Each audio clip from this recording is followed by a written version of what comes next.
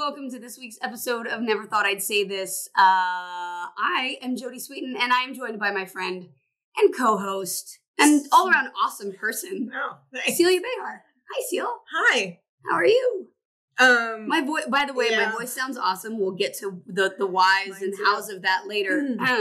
But I'm doing my best. Yeah, so. Your best is pretty fucking good these days. I had the stomach flu, as you know. Oh, I went to New York with the kids. We had the best time. Yeah, I've been dying to hear all about your New York trip. It was great, and I will tell you all later. But we saw Six, which was so much fun. And B has really been wanting to see that. It was a lot of fun. We had Russian food, and it was just great. We walked everywhere, and it was just really nice to be home. I hadn't been home in a long time. I saw my dad and my stepmom, which was really nice on Father's Day. I saw your picture of your dad on yours. I was like, oh my God. My dad who lost 60 pounds. Oh, wow. When I saw him, I was like, my gosh, Dad, you're half of you. Right. So crazy. Yeah, he's been working at it. It looked great. And just realizing how, the girls and I hadn't been away, just the three of us, since we went to Hawaii, I think right before lockdown. Okay, yeah. So it was really great. We just had a really, really good time. Minor freakouts here and there, but... I mean, look, that's traveling with anyone, and that traveling with children who are related to each other, and also to you, is, that's... Yeah, but we spent 2 nights with Rachel, my friend Rachel Lithgow. We had a great time. I saw those pictures too. Looked like you guys had fun. We did. We had a lot of fun. And then we went into the city. We stayed on the east side, which is weird for me because I'm a west sider, but we stayed on the east side, and I ate probably 10 pretzels, brought home pretzels. I wanted pretzels the whole time. It was so nice. I ate one on the plane on the way home. But Harper got sick at one point when we were there. It seemed not even 24 hours of barfing. I was fine. Lulu's fine. I got home, and then 2 days later, I just went down. I don't know what it was. Maybe I got it at the grocery store when I went to the grocery store, but I mean, it's, it was not good. So I'm also... We'll leave it at that, but I'm sorry. Yeah. My voice is also kind of shot because the barfing. The barfing's not great. That's terrible. It was really not fun. Yeah. And that's one of those things when you realize when you're sick and you're alone, you're like, oh, this is a good thing that no one sees me sick. And also I could really use someone to make me tea, but I think I'll just throw it instead. Right. It does sound like if I get sick, it sounds like I'm summoning demons from the pits of hell, which exist in my stomach. I usually prefer to be like, you know what? I feel a little off. Why don't we everyone on this block should leave. Yeah. When you're like, my home is just going to be in the bathroom. You're like, maybe I could bring a blanket in there. See, I don't ever have that. I just got really, I'll get really sick. But usually I'm once it's out, it's fine. Once I get sick, once I'm good. 2 full days of I'm sorry. It's all right. Sorry. Thanks. But I didn't, because of that, I wasn't with you during some protesting, but we can talk about that. That's why your voice is out, you famous badass motherfucker. I'll touch a little bit on that now, and then we can maybe jump to break and come back and touch all things. We're gonna touch what are you touching of mine? I'm not going to touch you. I didn't even touch you when you came over today. You just put your arm on me, but it was all right. Well, it's true. But I put it on your back because you're a little barfy and I'm afraid. I was out protesting this weekend, and for those of us listening, or for those of you listening, we recorded this the Monday right after I never thought I'd say this. Roe v. Wade was overturned. Yeah.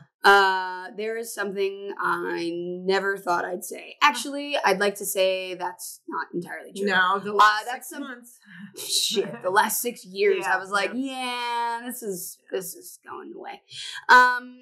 Anyway, so I was out protesting with some friends of ours. I was out on Friday night, and I was also out all day on Saturday.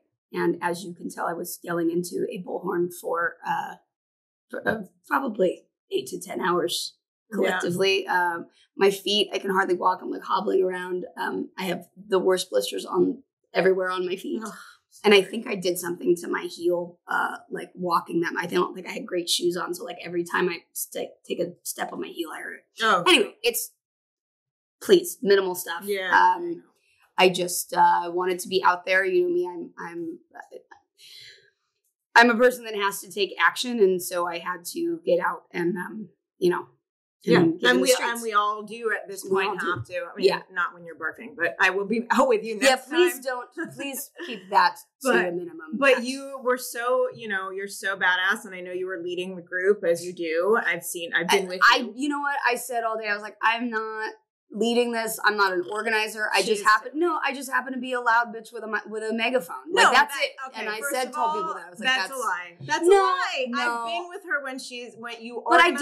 But I do not want to be the organizer. That's not why I went out there. I went out there and all I did was harness everyone's energy that already existed. That's a leader. Sort of. Well, that is a leader. And that's what makes people want to follow you, because you're not aggressive. You're not like being, I'm in charge. You just want to do what's right. And that makes people follow you. That makes a great leader. Yeah, thank you. But yeah, we went out Friday afternoon, and we're out there through Friday night, and then we're back out on Saturday, and yeah, it's been all over the news. Yeah, so tell the people why. Well, I mean, there was a video that a friend of ours, Michael Ade, got of me being pushed down by police at one of the protests. And so, of course, because everyone sort of recognized me, that went everywhere, and it's everywhere. And like I said, really all I care about is just making the message not about me and about, if you were bothered by that, let me tell you, there is a lot to be bothered by police brutality. And, I beg you to check out the organizations. Here in LA, we have Say Their Names LA. We've got Community Control Police. We've got Mr. Checkpoint. We've got Always Film the Police.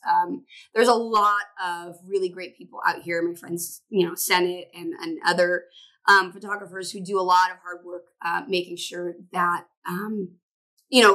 those of us who are out there exercising our First Amendment rights, or just even existing or getting pulled over by the police, making sure that, it's filmed so that people can see what's actually going on. Right.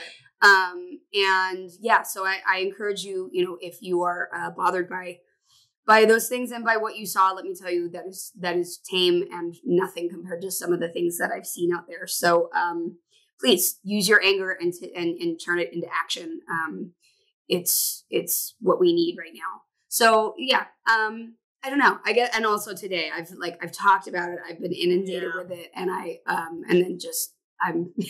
my voice is pretty done. I have to say I've cried a lot this weekend. And I was already crying a lot anyway, so it didn't really matter, but it's just, I really was, of course I expected it. I knew it was coming, but I'm so devastated that not just for us, but I think about our girls, and I just, and we're privileged. I recognize that I'm not going to ever have a problem with this. I mean, first of all, I'm too fucking old, but my girls won't. I'm in a place where I'll be able to, although birth control, all kinds of things are going down the toilet.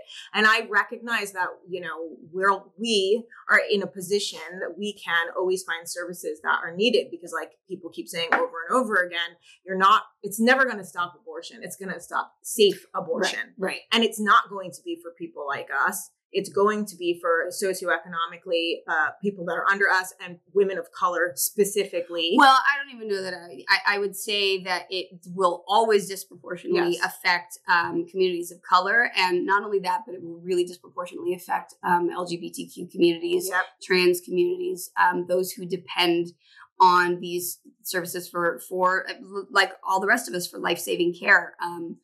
This is... It's always funny to me because people are like, well, you live in California, it's not going to affect you. And I'm like, I know that. Right. Guess fucking what? I actually give a shit about other people, and I give a shit about things that don't affect me. And if I can use my platform and some of the privilege that I have to be able to shed a light on that, then great. Then yes, then you do it. I mean, listen, the arguments going on mostly on your wall, which if you notice, I just sort of went on. I have people the finger, and that was it. Oh, I haven't even read my wall. I posted. I don't care. Don't. I mean, I couldn't read the comments on the video. There's oh no, I've read some of them. I mean, look, Twitter. You think Instagram's bad? No, I go to Twitter and scroll through. I was like, oh, but you know what? I laugh at those people. I go ahead, fuck you. It's too much. And if you're listening, you should probably not. Yeah, then don't. Yeah, bye. See you then. Yeah. I just dropped the cap of my kombucha. Here's the thing. Fuck everyone. Fuck everyone, to quote Georgia. No, it's the, when people are like, oh, it's bounced back to the state, nothing's changed. Oh, but states' rights. Wait, we've had this problem before. Right. Let me think. Right. Okay. Oh, so, right. Mm-hmm. The thing that really pisses me off about that is someone who's worked with, at-risk kids, teens, and in a state where I was in New York. But when you see the level of low access there is to healthcare, specifically OBGYN care and anything having to do with pregnancy for kids that live in trailer parks that are way out rural. Right. What the hell do you think it's like in Oklahoma, A? And B, like that's the problem, that it did bump back to states, and that people don't really understand that there are states that are very anti everything. And so we knew that was going to happen, and they will be the states that start taking away other rights. I mean, I think it comes back down to the quote, which I will mess up because I can't remember exactly what it was, but the Holocaust quote where it was like, first they came for the socialists, then they right. I mean, start taking stock, people. I mean, I'm sorry, but that's where it's going, and it really upsets me. I have to tell you. So here's a funny story. So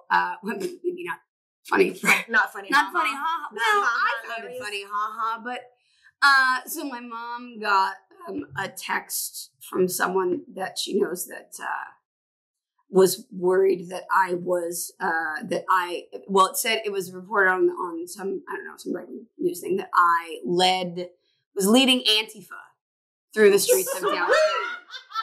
I was leading. Were you? Because that'd be rad. Your Kansas soup. Well, anyone watching YouTube right now, just know that you probably missed a chunk of this, and we're sorry. So go back and listen to the podcast because we don't know what you missed. Yeah, my phone apparently turns off the video if my phone locks. So sorry. Fuck this day. I got it all set up correctly. It's not you. I mean, it's always something. No, it's me. It's always me, but fucking hell. Yeah. Anyway, all right. So back to this literal shit show. So diapers, they're $70 $80 a month. That's $70 to $80 a month for diapers. I feel like that's way. I totally agree. It's okay. This is a low average. Babies in the U.S. go through 6 to 10 disposable diapers a day. Yeah. I feel like 10 to 20. And I feel like they're giving the bare minimum. They're giving us exactly just to understand what. Yeah. Because I think I definitely spent more than that a month. Oh yeah. All right. Name brand diapers with high end absorption sell for as much as $50 each and can result in upwards of $120 a month in expenses, and that's just for babies, meaning not toddlers. Children is children as old as 5 wear diapers for a variety of reasons, and still they're very expensive. Pull-ups are insanely expensive. Yes. Again, this is affecting families with special needs far more than it is people, anyone else. Yeah. It's crazy to me.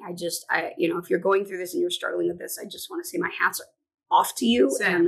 And I'm trying and talking to and communicating to people as much as possible. I think we all are, to see how we fix this. Yeah, I don't know how, and we can give you some more statistics, but I have to say, I think one of my biggest struggles over the last, couple months has been just that, and you and I've talked about it, it's just that heavy feeling of Jesus, what's next? Don't say that. Exactly. Well, no, what I will, anytime I'm just can't get any worse. I'm always don't say that. It can. Always can. It always can. And it's just the dinosaur said the same. Yeah, exactly. It's that overwhelming feeling of that. And then I think, I go right to, I talk to my clients about this a lot, because I'm I don't know what to say to you. It's very heavy on everyone's mind, obviously, that, talks to me. And then, and I have to sort of say to them, I'm going through the same thing as you are. This is all very new, and awful and terrible, and your feelings are completely valid, and I feel them too, and this sucks. Yeah. And then looking at my children and thinking this is the world I brought you into is one of the hardest things. And then we read statistics like this and I'm God, and we're so lucky because at least I'm, the kids aren't in diapers anymore. And yes, being a single mom is very expensive, But like, thank God I'm not doing it with no formula and diapers, that cost more than my car a month. Right. I mean, this is and to let you know, there are things out there. There's the National Diaper Bank Network. And diaper banks are community funded programs, much like food banks, that offer free diapers to low-income families. And, 1 in every 3 American families can't afford enough diapers to keep their infants and toddlers clean, dry, and healthy. This is a health issue, you guys. Yeah. This is huge, huge. We are letting literally our infants and children suffer because we have not figured out as a country how to kind of get on top of this and get our shit together. Yeah, diaper banks are community funded programs. Yeah. They offer free diapers to low incomes, but there's other places that do too. You should check with your pediatricians. Yep. A lot of times pediatricians will have extra diapers that they can give out to low income if you qualify for that. Yes. I think I read something, I know I read something with if you have Medicaid, Medi-Cal. Yeah, Medi-Cal. Well, yeah, right. California is the only state to directly fund diapers, and it's limited, but it comes through CalWorks, which is Medi-Cal, which is a state-funded program, and it provides them $30 a month to help families pay for diapers for kids under age 3. But as we were reporting costs, you can see that's maybe not 2 weeks. Yeah, that's not enough. Barely. Ugh. And with diaper banks, they distributed 86% more diapers on average in 2020 than they did the year before. And in some locations, distribution increased by as much as 800%. But if the money is tight and you need diapers, please look up your local diaper bank for the possibility of being connected to some of these resources. The National Diaper Bank Network is a great place to look. Yeah. Yeah. I mean, like, no matter how you crunch the numbers, unless you're made of money, and most of us are not, these prices are just, it's making raising kids so much more stressful. And then you look at the state of the world on top of that all, and I always find that, for me, when I'm struggling financially, everything else seems so much worse too, because you're like, how do I even keep it going? And I waffle between how do I keep this going and what the fuck is even the point anymore? Like, well, yeah, for like, sure. What's this? I'm just gonna run up credit cards, not pay them, and I don't care. Like, I won't do that. But I feel that it get very like. But you know what? Here's the thing. For some people, that's not an option. For some people, that's what they have. That's what you have to do. We're having to survive, and that's things that the people are having to do, and it sucks. Listen, that's how I grew up. I mean, credit to my mom, but like, she did what she had to do. Like, there was often things that were not paid and creditors after us, and second mortgages out on houses and liens on things. Like, she had to feed us. Right. I mean, I'd say that's the experience of most working Americans in this country today. There's a very small percentage of people who are feeling financially safe and comfortable right now. And strangely enough, it might be the same ones that are actually making a lot of profit off of this. Oh, God. Weirdly enough. Talking about diaper banks and different government-funded programs, there's not a government-funded program federally right now to ensure that parents can pay for and pay for supplies like diapers and formula and things. So when we talk about, someone's right to choose, and we are talking about the right to choose the ability to not live in abject poverty because they had another child. They are talking about that was, or raped or incest. Right. Or they're just like, I can't mentally handle this because I'm already barely making ends meet. These are the things. And look, if you want to talk about being pro-life and you want to talk about, from whatever conception to death, that's great. But then I need to see some action here I need you to be out there buying diapers. I need you out there distributing food. I need you out there figuring out what's going on with the formula. It doesn't get to happen both ways. Yeah. Well, one doesn't get to happen at all because fuck that. But it especially, makes no sense when we are a country that doesn't even provide people with basic health care. So yeah, I said this a lot. Yeah, but federal policy shifts may be happening. They may be putting together. The Democratic lawmakers are trying to include $200 million for diaper distribution in a huge budget reconciliation package. But $200 million, you guys. When we spend trillions on, all sorts of other things. Yeah. I feel like we can do better. Yeah, I'm also going to say, as far as the Roe v. Wade thing, and I did get into it with different people who clearly don't know how to read the Constitution or understand that there's like amendments to amendments and stuff, but that's fine. Yeah, it's okay. They also don't understand that you're allowed to protest in the street. I know, it's strange. It's strange. They're like, you should wait for the crosswalk. And you're like, you don't know what a protest is. You missed the whole memo.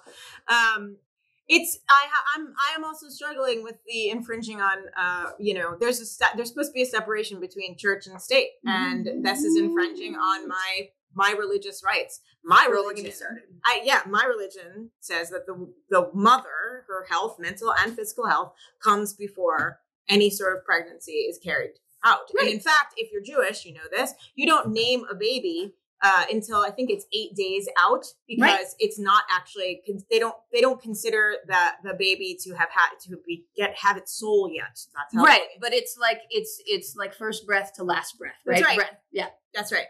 So it's very frustrating to me.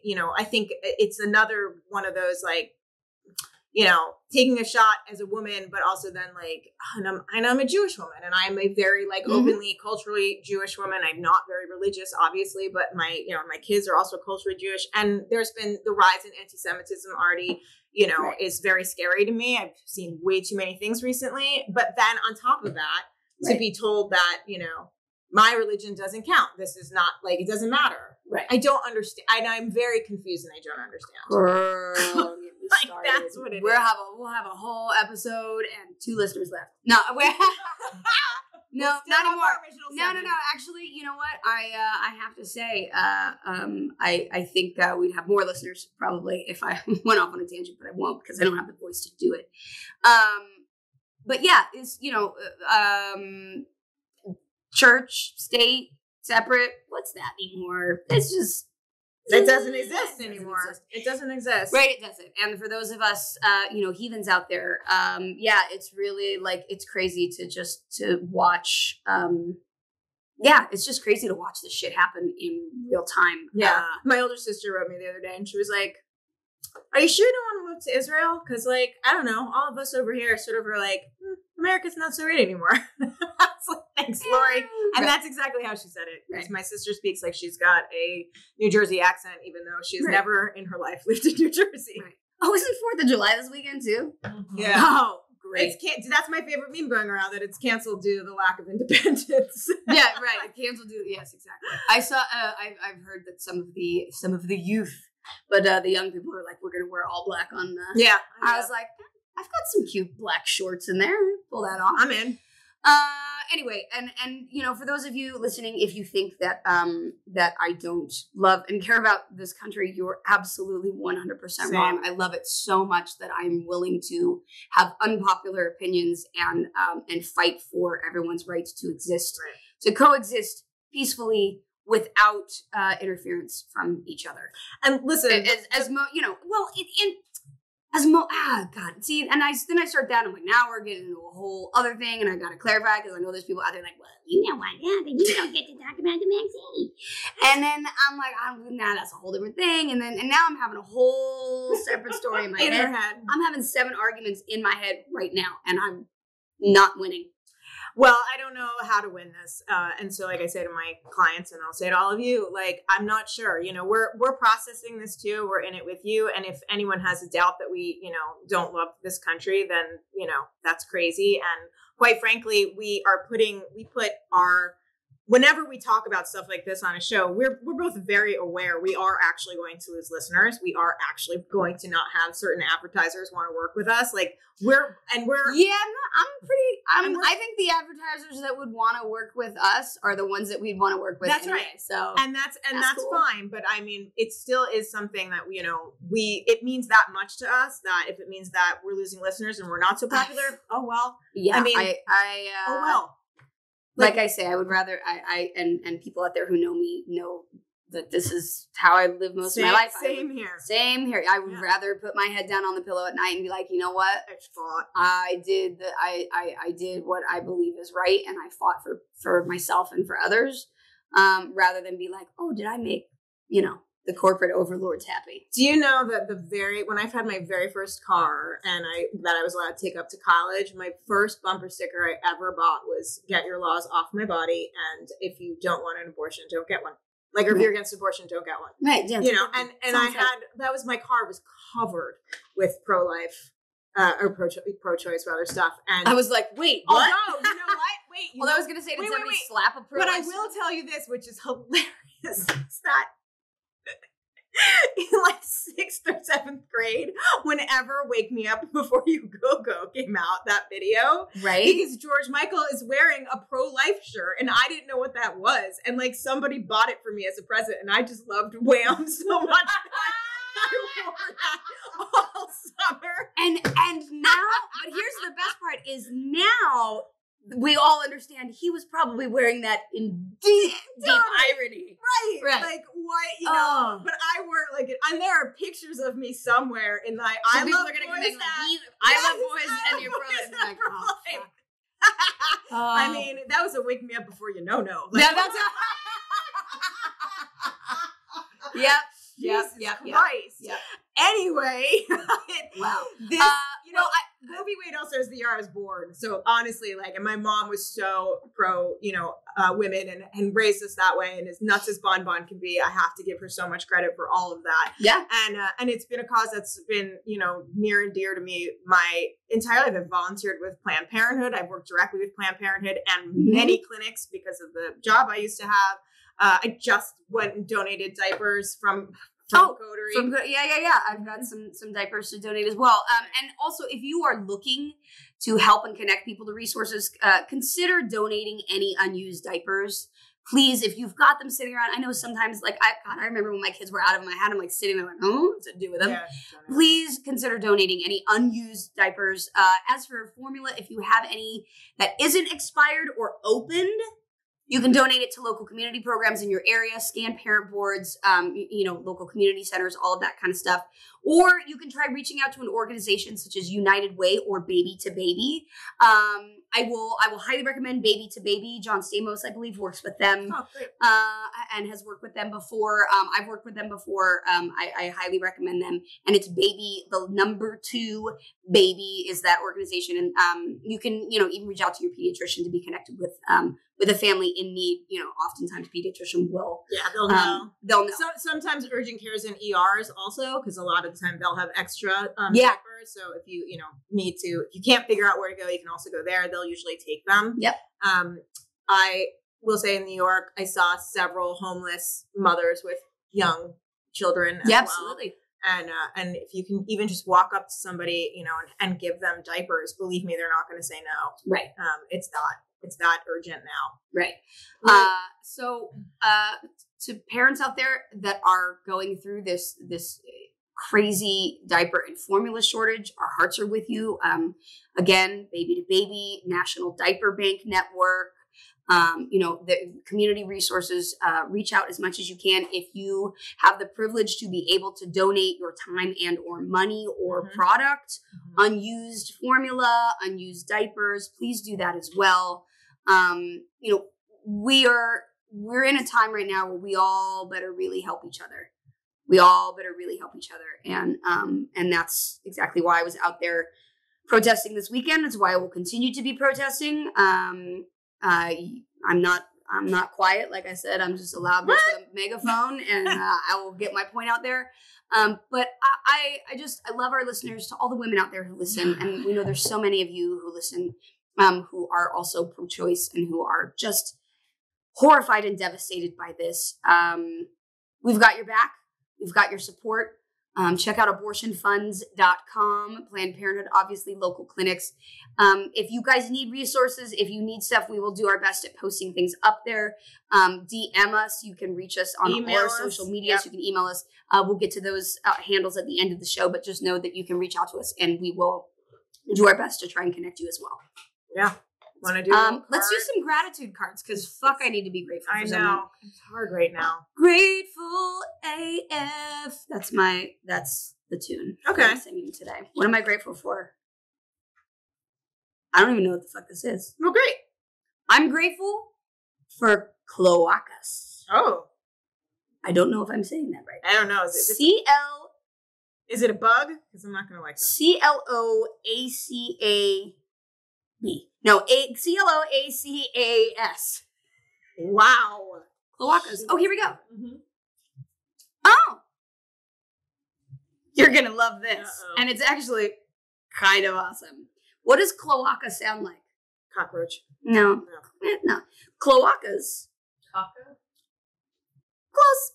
Cloacas are the one hole that some animals pee and poop and sex and birth out of. Oh, like a chicken. Yes. That's their cloaca. Want to know how a duck does all its business? Cloaca. Yeah. That's how. Want to know how marsupial moles mate? Cloaca. How does a turtle turd? Cloaca. Oh. Now say it all loud in a spiritual whisper. Just spit water out. Cloaca. Cloaca. All in one. Oh, all one. Oh, well, it's also an all-in-one. It's really one hole for everything. Mm-hmm. One-stop shopping. Mm-hmm. It's very handy. Oh my God, kombucha just went up my nose. Oh. That's not good. Oh, fizzy. Okay. You guys. I held it together this long, okay?